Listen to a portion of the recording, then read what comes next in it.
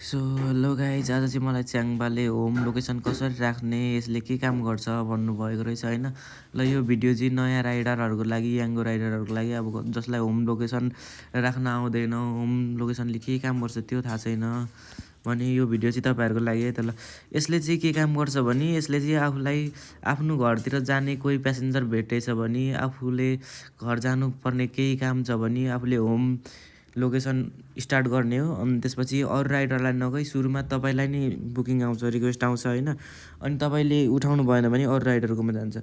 आफू नजिकै कुनै प्यासेन्जर छ अनि तपाईँले होम लोकेसन स्टार्ट गर्नुभएको छ भने तपाईँलाई नै सुरुमा आउने हो त्यो राइड होइन।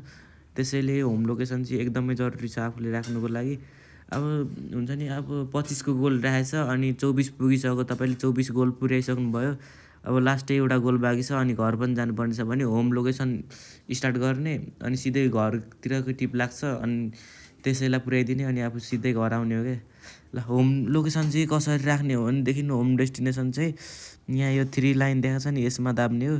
यो 3 लाइनमा दाबिसकेपछि यहाँ देख्न सक्नुहुन्छ माई एड्रेस भन्दा तल होम लेखेको हुन्छ। तपाईँहरूकोमा चाहिँ यहाँ एड होम डेस्टिनेसन भनेर लेखेको हुन्छ होला सायद होइन। मैले चाहिँ डेस्टिनेसन राखिसकेको छु, भक्तपुर जिम्न्यास्टिक कपडाहरू मेरो होम डेस्टिनेसन चाहिँ होइन।